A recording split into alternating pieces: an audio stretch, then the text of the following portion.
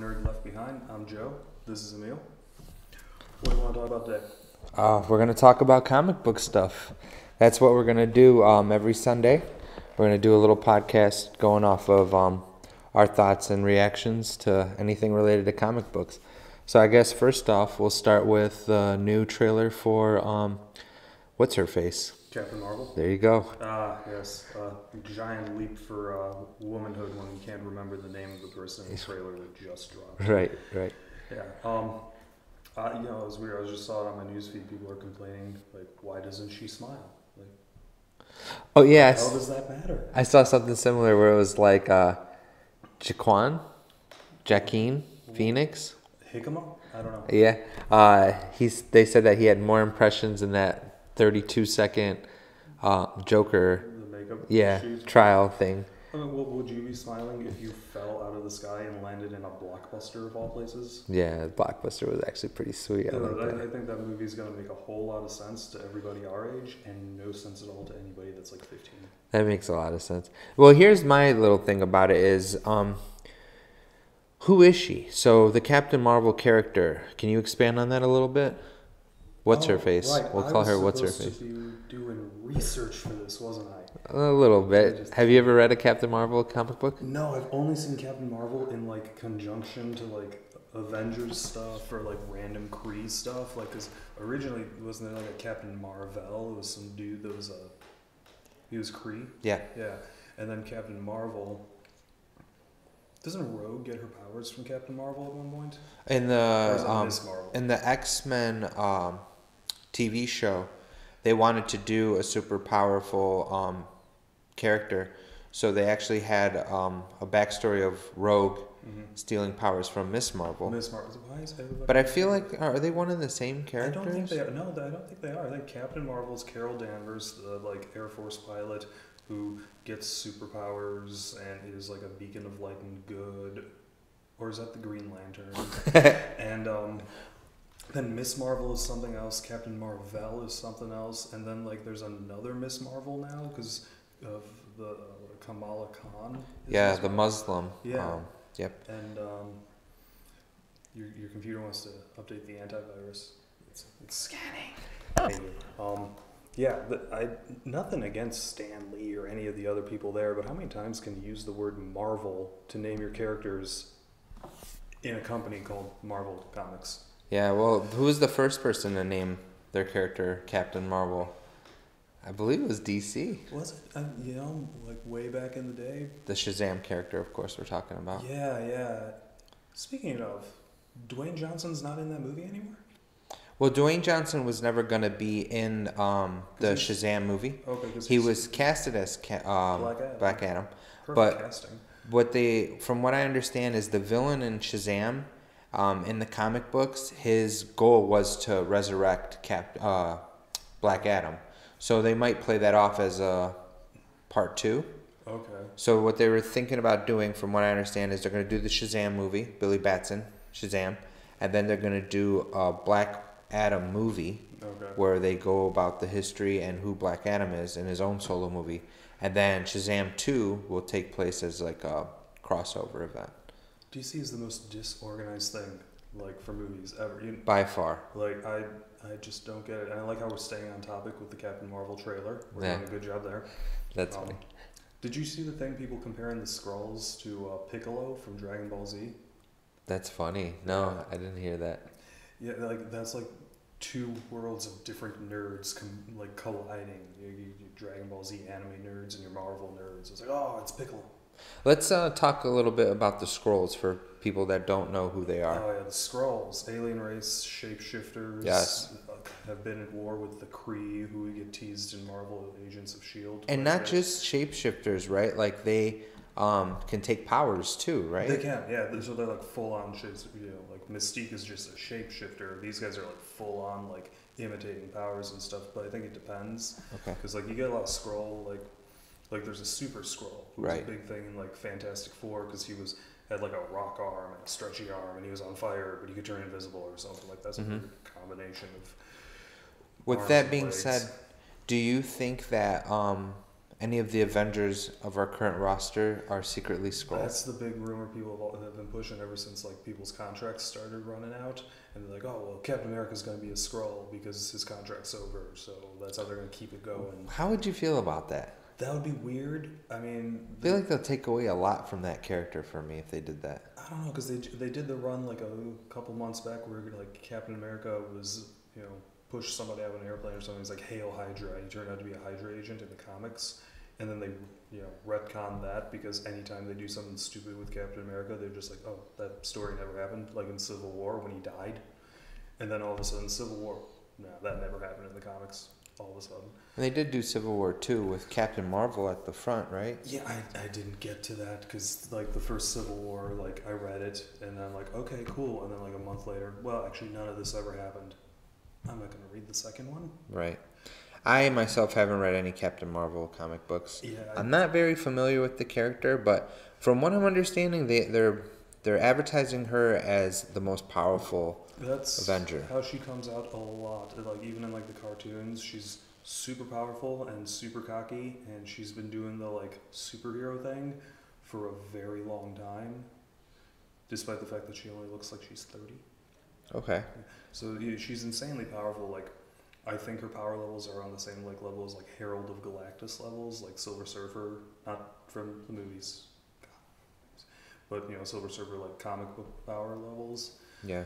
And yeah, it's cool because it's kind of like how in Infinity War, they brought the Guardians of the Galaxy in to like deal with like the regular Earthbound heroes that don't travel in space. Captain Marvel is going to be like another one that introduces all the galactic components of the Marvel universe to the Earth realm, and it's going to be cool. And you get to see Sam Jackson with hair and 2 eyes. Yeah, so that'll be big. Probably get to see how he loses his eye, which I don't know if they ever like expanded on that in the comic books. Of course, in the comic books, he was a white male. He was David Hasselhoff in the comic books. Yeah, right? Pretty much. Yep. He was white and hated something. He hated sobriety and sang German show tunes. That's funny. Have you ever seen the Nick Fury Agent of S.H.I.E.L.D. movie? No. With David Hasselhoff? Really? Yeah, I it's on my to-do list. Like I just watched, was it 3 years late, the Fantastic Four reboot, and I am never getting that hour and a half of my life back. Is that bad, huh? It made zero sense. It was like, for a sci-fi movie, if I had been watching the Sci-Fi Channel like blankly and I just saw Sharknado 2 and this came on, it would have made sense. But overall, like, all of a sudden Dr. Doom is a telepath, and it was like Jean Grey had sex with a shamrock shake and gave birth to this. How do you feel about the Captain Marvel trailer? It seems like they're gonna go with they're not gonna go straight up with an origin story. It seems like she's gonna have her powers. She's gonna be a part of the Kree. She's gonna be well established as either a hero or anti-hero or wherever she's at, and then they'll probably bring in some backstory as the movie progresses. That's what I got from the trailer. Well, it seems like they're because they had a lot of flashback scenes for her, so it seems like they're gonna tell you an origin story like piece by piece, and I'm not sure how they're gonna do it because Marvel kind of like spins the original storylines a bit just to make them make more sense. So I don't really know what they're going to do for an origin story, but it does seem like the movie might start with her being established, or it might start with her, in the fighter pilot mode, and then somehow getting her powers. We'll have to wait and see. I wasn't too impressed by that trailer. I mean, maybe it's because there's a disconnect for me in that character.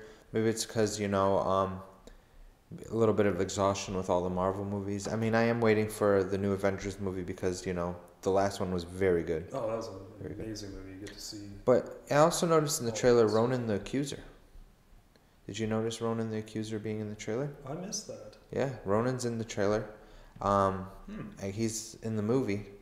So I don't know if that's just to bridge the gap between them and Guardians of the Galaxy. Right, and like show you a Kree you're familiar with. I love that character, Ronan the Accuser. I thought it was awesome as a villain. And he was a well done villain because he was a total zealot. Like he was all about his cause and like getting it done for the Kree Empire. And like that's kind of how he is in the comics. Like he's a full on zealot, like almost RoboCop. And I felt like with Guardians of the Galaxy that played well because of how like that comedic approach with him being so serious and those characters being so funny and like disorganized. He was like if Drax was a villain, that's what Ronan is. That's funny. I love when Drax like wanted to fight him and stuff like that in the movie. It was hilarious. Drax is just hilarious. He's like, nothing can go over my head because I jump very high. So what was your opinion on the trailer overall? Did you like it? Did it make you want to see the movie even more so? I mean, did you care for a Captain Marvel movie? I would never have cared for a Captain Marvel movie before they like announced it. Like if they were like, we're gonna do a female superhero movie, and you know, obviously there aren't a lot to choose from that are like movie worthy. Like maybe like a She-Hulk meets Hulk kind of thing, or Black Widow movie. I mean that would really just be James Bond in tights. Right. But like, she makes sense. Like especially with the cosmic way they're going with things, and with Thanos being the major villain now, and so I'm totally cool with it. It did make me want to see it more. I am curious how many like ridiculous '90s references are gonna get thrown in there because like, oh, blockbuster video. And people are like, that's a blockbuster. Right. I think only one exists. In Alaska. Yeah, that's one in Alaska. And then maybe they'll bring it back. Yeah, right. Kids are gonna be like, "Oh, let's go rent a VHS." Yeah, right. I'm retro. I want a Walkman and a pager.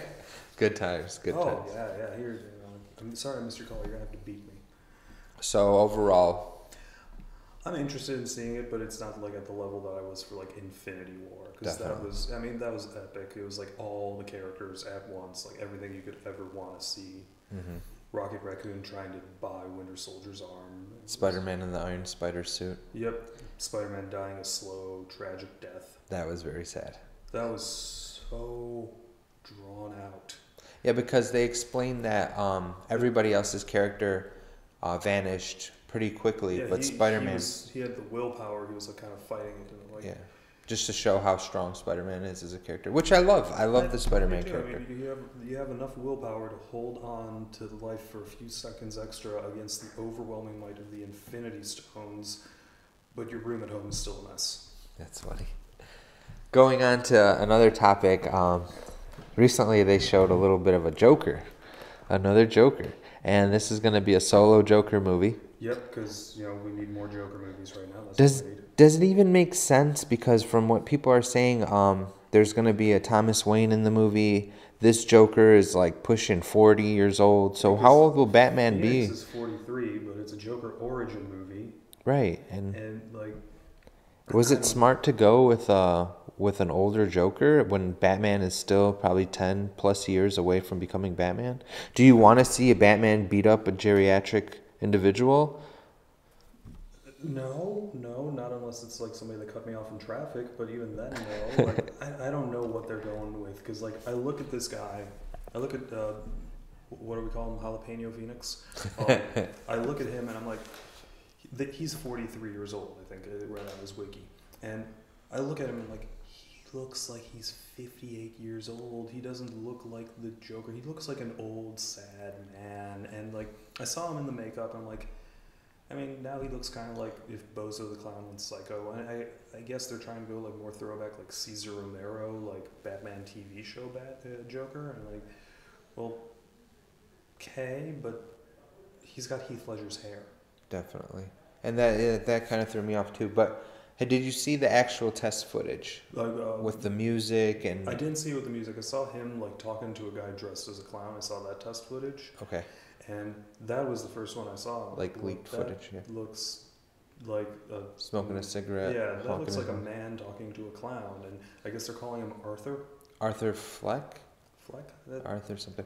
They took the name out of the Killing Joke comic book. Now I did get a chance to watch the video clip of the test footage with his makeup, and I absolutely loved it. I loved the music that they chose for it in the background. Mm-hmm. I loved the little glimpses of him in the purple suit you get to see.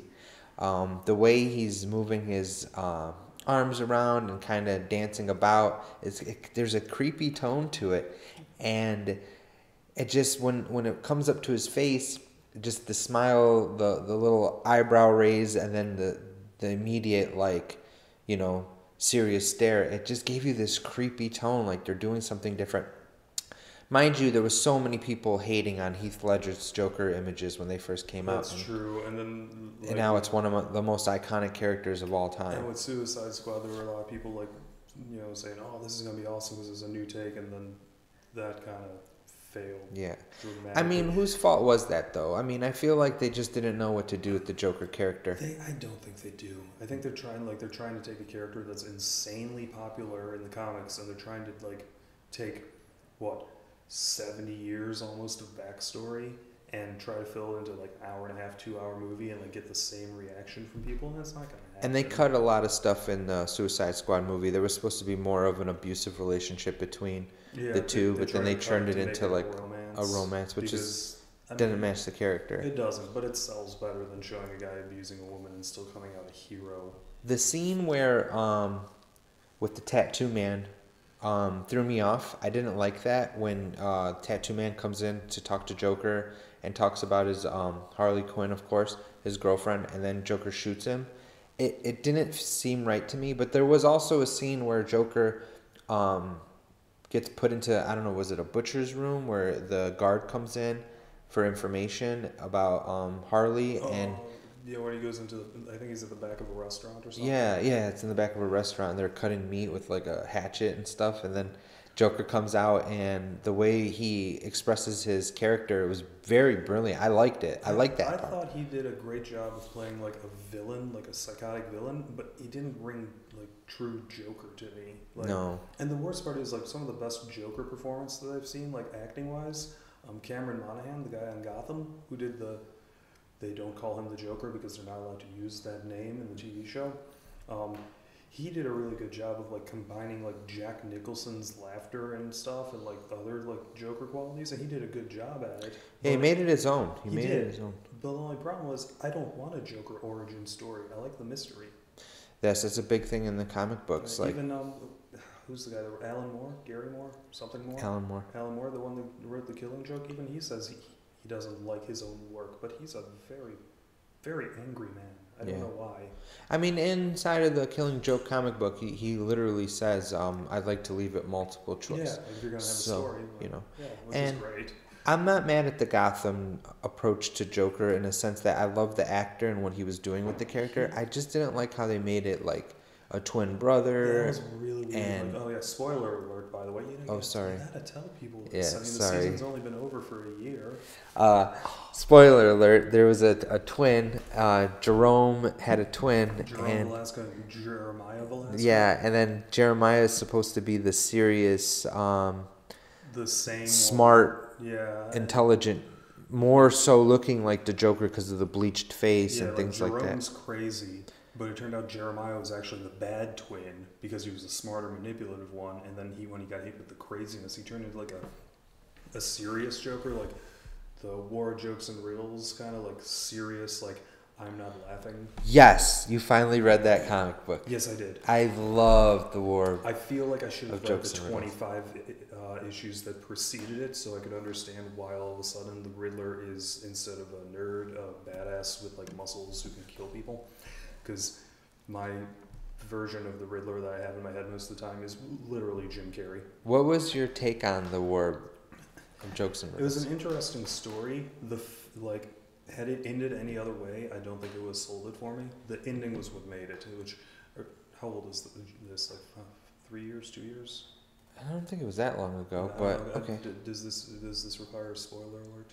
No. I mean, I guess, there is spoilers. I guess we'll talk about spoilers in the comic book. So basically, spoiler alert, 3, 2, 1. The comic book is about Batman's first encounter with both of them, I believe. First, or he had just started Batmaning, because it's Batman Volume 3, and this starts at issue number 25. And the crazy thing is Joker lost the will to be Joker. He's not laughing. Yeah, he doesn't have a reason to laugh. He's very serious. He's very dark.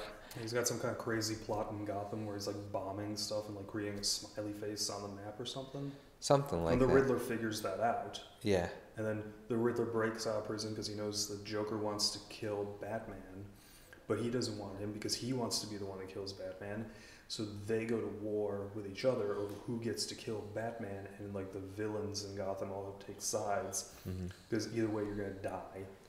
And going further into the comic book, just the way that they build up Joker, like coming back to his insanity. Can we just spoil it for everybody? Yeah, go ahead. What ends up happening is at the very end, like Bruce Wayne like holds a summit with the villains, right? And he's like, "What's it gonna take?" And offers money, and then Batman, last issue, Batman shows up and plays this big con, tricking the Riddler, tricking the Joker, all the kind of crazy schemes, and he's about to kill the Riddler, right, with like a knife, and the Joker stops him. The knife goes straight through the Joker's hand, and that's when he cracks up because Batman finally snapped to the point that he was willing to kill somebody. Yep. And the whole story is being told from Batman's point of view as he's like in bed with Selina Kyle, because it's all like a past tense story. So it was brilliant. Yeah, the Joker cracks up laughing because Batman finally snapped. It is a funny comic book in a sense. You gotta have a sixth sense of humor when that's what's funny. So there was some messed up events in that comic book. Mailing what's his name, the mobster, Carmine Falcone, mailing him his mother's teeth. Yeah. That was crazy. Speaking of, I love the guy that played Carmine Falcone in Gotham. Yes, he was great. Actor. And there's. Well, while we're on the topic of Batman, some other interesting stuff happened with Batman in the past week or so. The internet got to see his penis. Yeah, so in the comic book Batman Damned, which I'm a big fan of because it has John Constantine in it, who for some reason is one of my favorite DC characters. I didn't get a chance to read it, but from the buzz now, there was a little bit of a penis from Bruce Wayne. Yeah, for some reason, because Batman Damned is supposed to be part of like DC's first dark story arcs. Dark universe type of thing. There you go, yeah, where it's like more gritty, more graphic, more hardcore, more real. And it starts out, I'm not going to spoil this one because it's a week old, but in it, at some point Batman takes off his costume because he's freaking out about something, I don't know, looking for his checkbook, let's say. And he's in the Batcave naked, and like everybody's like, oh, you could see his penis. And I'm like looking at the screenshots online, I'm like, zoom, enhance. Oh yeah, you can see the silhouette of somebody's penis. And then they like pulled that issue. So now the comic book is worth even more. Yeah, I believe on Amazon it sells for $65 now. Which is nuts for something that's made of $3 in paper. Yeah. But so they censor it, and like the real backlash is, why create a dark universe where things are gritty and hardcore and then just back out of it issue number 1? That is a problem, and going forward, that's gonna take away from the comic. Once again, DC is the most disorganized nonsense I have ever seen in my life. And coming from Marvel, who has so many characters and so much going on, and they're the ones that are organized, kind of blows my mind. Too, like Marvel almost went bankrupt in the 70s or the 80s, and DC's the one that bailed them out. That they're regretting that now. Definitely. But yeah, man, it's so disorganized. Hey, let's show Batman's penis. Oh no, that's too far in our hardcore novels. That's funny. Going back on, we'll keep on the topic of Batman. The new Titans TV show is going to be dropped pretty soon on the network, the DC network thing. Yeah, with whatever DC crazy Universe name they're giving it. Yeah, and there's been pictures online floating around of an actual test footage of Batman's suit. Yeah, so which I have not seen because I haven't kept up on the Titans news. Cause it's interesting to me because in the suit he has buckles similar to what Robin has, and where the Batman symbol should be, it's actually a buckle. So I don't know. Maybe they're going to use him as a shadowy figure in a background. Maybe that's just too many Batmans. Maybe they're not allowed to use the symbol. I mean, it's DC. You think they wouldn't? And now John Hamm, the guy from Mad Men, he's saying he'd like to play Batman. I'm like, all for him. He's got a strong jaw and he's a good actor. He could do it. But how many people are going to play Batman? Because Ben Affleck's out, and they're trying to get the guy from Game of Thrones to play him now, who like bashed Marvel for not having any gay or transgender heroes. And like, the comics were written in the 60s. You couldn't be gay or transgender then. I think it was a death crime. And then Henry Cavill, he's done being Superman. Yeah, and there's been rumors that the guy who played Creed's son in the Rocky movie, Michael... No, sorry. What the hell is his name? Yeah, I'm sorry. But, yeah, they want to cast him as Batman. I think it's... Wait, the guy that played Creed's son? Yeah, Apollo's son, sorry. They want to cast him as Batman. Yeah, the one who played in the last Fantastic Four that you watched. He was a Human Torch. That's not Michael B. Jordan, is it? No, I think that's his name. Yeah. Killmonger. Yeah, we'll call him Killmonger. Right, the Human Torch Killmonger potential Batman? No, they want to make him Superman. Superman. Yeah, this is news to you, huh? It is, and not to sound like incredibly racist, because I often come off as that. Superman's not black. In fact, as far as I can tell, no one on Krypton is black. Speaking of Krypton, good show. They bring in Lobo as the villain in the next. Yes, and I'm excited about that because Lobo is one of my favorite ridiculous characters in the Superman lore. And Krypton's actually a decent show because it's not all about Superman. I'm looking up this guy's name. It's about his grandfather or great-grandfather, whatever, or dad, whatever it is. There's a couple. Michael B. Jordan, you were right. Michael B. Jordan. You know, he's partially related to Will.i.am in that both their names tell you who they are. And yeah, but Krypton's good because like I'm not a huge fan of Superman because he's just a Boy Scout, but his villains are great. And the Krypton thing is kind of like backstory. It's like a prequel to how Superman, like not even how he happens, but how Krypton happens. And there's got Brainiac and there's the Lobo coming in. That's fantastic. And to anyone watching this, there's a Lobo mini statue figure like this big with the dolphins and motorcycle and everything. You should donate and let us buy it. It's only like $1,500. That's a lot for a statue, dude. Yeah, but it is pretty very badass and highly detailed. We will definitely put it right here for every podcast that we do. Yes, I'll just stare at it and you can reposition the head and everything. I think it has multiple heads. Yeah. Lobo as a character, does he fit in the Krypton series? Do you see him working It's so weird because so far, with the addition of Lobo into the series, you've got, at that point, 4 of the most powerful villains in the DC universe as far as Superman is concerned showing up in season 2 already, because like season 1 introduced you to Brainiac, one of the most powerful like beings in the DC universe, like especially for the amount of damage he does. General Zod, one of Superman's biggest villains, especially in the movies that I won't watch ever again. Doomsday, who kills Superman at one point, but that lasts like an hour. And now they're going to introduce Lobo, who cannot die. Really? Yeah. So tell us more about Lobo's character, because I know you dive deep into his comic books. I do. He's fun, except for the part where they did the New 52 reboot, and then they said Lobo wasn't Lobo, and this little punk kid like decapitated him. But I ignore that because I was just stupid. Because then they rebooted it. So what about Lobo's character? Tell me more about him. What's his powers? Okay, Lobo's like kind of like Deadpool in that he's an intergalactic mercenary type of dude, but he's really just a drunk biker in space. That's awesome. And his powers so far, as I understand, he's got superhuman strength because he can go toe to toe with Superman. Okay. He can regenerate from, depending on what version you read, as little as 1 drop of blood.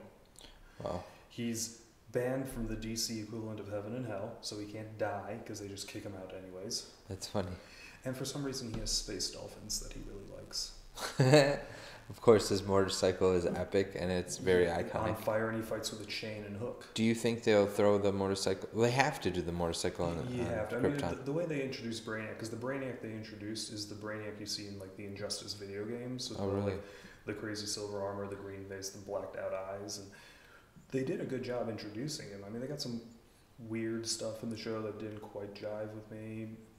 And, always the problem with most sci-fi shows is, why on earth is everyone that's like a sci-fi character have a British accent?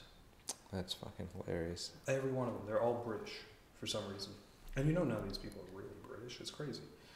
And then there's one of the guys, you might know this, who travels on like Z-Rays or something. Z-Waves, Z something. He like travels back in time to Krypton. Oh, okay, I know who you're talking about, but I'm sorry, the name slips me. It's a very big comic book character. A lot of people like. For no nerd left behind, we have really left behind the concept of research. Yeah, we sorry. First episode. It's a good thing we didn't call it No Geek Left Behind, because the abbreviation, like if you're like in a hurry, you could be like NINLB. Oh. But if you do No Geek Left Behind, I tried that at work, and somebody thought I had used a racial slur. Oh, that's bad. Yes. So. Talking more about Brainiac, they are doing a Supergirl movie. Yep, that's supposed to be their new big thing since they screwed up everything else. Yep, and Brainiac was supposed to be the villain of that movie. And I think they cast their Supergirl. But it's so hard to talk about DC movies because you're just like, where does this fit? Yeah, like, it doesn't make sense. It's like, hey, so we did our Superman movies and everybody knows the story, and we did our Batman movies and everybody knows the story. So let's just do a Justice League movie. Let's dive into that. I mean, I don't know. It's hard to DC kind of might get saved by Aquaman, which is a sentence no one has ever said. And yeah, ever. I've watched the Super Friends like cartoons recently, and like a lot of them, Aquaman is pointless. That's funny. He's absolutely pointless. I can talk to fish, except for this fish that is attacking me. But why not, like, if you're gonna do a DC extended universe, why not recast Michael Keaton? Why not bring that character back as Batman, an older Batman? Do like a Batman Beyond movie? Yeah, or you could have did Kristen Bale as 15-year hiatus, came back just because of Superman. I think he was just done. What they should have done is kept Christopher Nolan directing the DC universe, because those were good Batman movies. He built a really good, it wasn't a universe, but he built a good very grounded world. Yeah. But now you got Zack Snyder, he's done some good stuff, but he butchered the direction of so much in the DC universe. It's like, oh, we gotta make this dark and gritty. Nope, now it's too dark and gritty. Editing. That's funny. Oh man, yeah, DC's a headache, Yeah, it is. And I'm not there. I'm not fixing stuff. I have no experience I have minimal experience in the movie world and how these things work. I know it's hard and stuff, but I think a blind monkey at a typewriter might be able to do better. So what are your thoughts, speaking of Batman and Batman villains, and going back to Batman, what is your thoughts about the Joaquin Phoenix? What's his name? Jamiroquai Phoenix. Yeah. What was your thoughts different J every on time. that Joker overall? Do you think it's going to be... He's a good actor, and before he started doing production on the movie, his interview he gave, he kind of just said, I don't give a fuck about the character. It's a job. I'm going to do it to the best of my ability. Which, on the one hand, it's cool that he's taking the same approach to this as he would any other movie. He's just doing it professionally. But as a nerd that's a big fan of comic book characters, what do you mean you don't care? Right, yeah. You need to... I mean, did Heath Ledger care? I mean, from what I heard, Nolan wanted Heath Ledger as the Batman. That would have been weird. Yeah, he wanted Heath Ledger as Batman, and Heath told him, I don't do movies like this. I'm out. And then when he saw what Kristen Bale did with it, he was like, holy crap, I think I can do this. I'm in. And that Joker character, oh my God, so epic. Yeah. It's just, even till today, I can watch that movie again. What was your first? Mark Hamill? Okay. Mark Hamill. I mean, granted, it was a big part of my childhood, but that voice and that laugh, and he still does it. He pretends to be Donald Trump's tweets, reads the tweets as the Joker, and Donald Trump's words make more sense coming out of the Joker's That's funny. mouth. Not that I'm politically affiliated with anything, by the way. To me, of course, childhood, I loved Batman the Animated Series. It was my favorite show. It was. The only downside was it was paired with the Superman animated series. Later on, and they retconned it and made Batman to me, when they changed that, the Batman animated series was done. Yeah, when they made him 2 or 3 seasons it did, and you can tell they changed it because maybe it was only 2 seasons, but in the last season 3, I believe. Okay, well, in the last season when they retconned stuff, you could tell the Joker's face got whiter and his eyes were black white dots. No lipstick or anything like that. And then they did they just took a U-turn with it because they wanted to match the Superman animated series and come in. And to me, it's Batman animated series didn't have a Superman. The characters were a little different, so that's why I don't think of it as a continuation. I think of it as a separate entity because, Penguin was an established criminal. They made it very weird. It was very weird. I mean, the Superman and Batman interaction between the two of them, whenever you have Batman. In the animated stuff, at least, which is so weird, that DC's animated movies are way better. Amazing. And their TV shows are amazing, but they can't make a movie. Most of them are, yeah. Yeah. But whenever you had Batman paired up with, the Justice League or something, it was always nice because you're watching Batman. He's like, oh, yeah, no, I got a kryptonite bullet in case this happens. Or I got this. Yeah. Or he had a backup. Batman was like Nick Fury in a cape. World's Finest was really good. That crossover with Superman, Batman. The Justice League animated series, Justice League Unlimited, I liked it. I really enjoyed it. I like the Justice League stuff, especially since they were all 5-part episodes. Ironically, one of my favorite Batman animated series was the Batman Brave and the Bold cartoon. I loved it. Which I still haven't gotten to. You gotta check that out. I'm still trapped in the 70s with the Super Friends. When you get a chance, I mean, I felt like it was a little goofy at times, but it was like very good, very smart. I don't care how goofy you say it is. I just watched a Super Friends episode this past week where Batman taught me how to make a phone using 2 paper cups and a piece of string. That's funny. Yeah. This is the stuff they were telling kids in the 70s. Like, Batman's teaching you how to make a phone out of cups, or don't eat styrofoam.